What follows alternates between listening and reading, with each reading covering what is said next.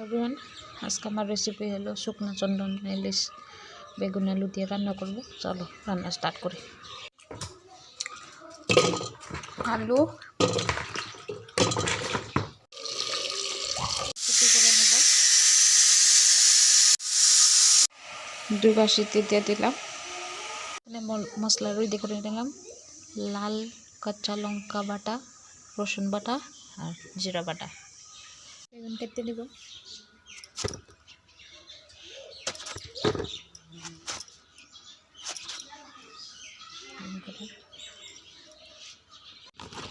বেগুন কাটা পুরো কমপ্লিট। এটা বেগুন কেটে নিলাম, ভালো করে ধুয়ে নেব। শুটকি মাছটি ভালো করে ধুয়ে নিলাম আর লবণ আর হলুদ দিয়ে ভালো করে মাখাই নেব। কড়াই বসিয়ে নিলাম, তেল দিয়ে দিব। মাছগুলো একটু হালকা হালকা ভাজিয়ে নেব। ভাজা করে রেখে দিয়েছি। আলু সিদ্ধ করে যেটা রেখে দিয়েছিলাম তার হাতে ভেঙে নেব।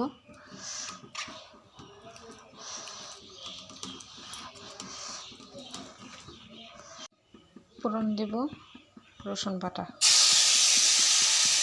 বাটা বাটা, হলুদ, লবণ, নাড়াচাড়া করে নেব। বেগুন অ্যাড করব।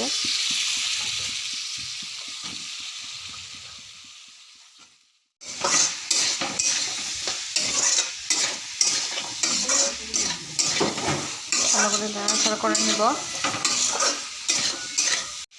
সিদ্ধ করা আলু অ্যাড করে নেব।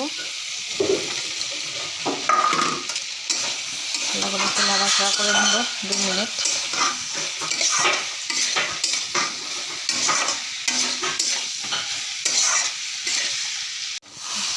বেগুন আর আলুটি ভালো করে কষিয়ে নিলাম, জল অ্যাড করে নেব।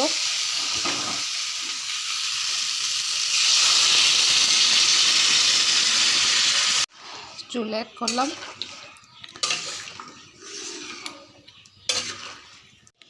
ঝুল উতলাইতেছে, ভাজা চন্দনা ইলিশটি অ্যাড করে নিব। আমার শুটকি ইলিশ রেসিপি পুরো কমপ্লিট, নামিয়ে নেব। সো ফাইনালি আমার রেসিপি পুরো কমপ্লিট। দেখতে কেমন লাগলো সবার একটু লাইক করে দিও, সাবস্ক্রাইব করে দিও, শেয়ার করে দিও।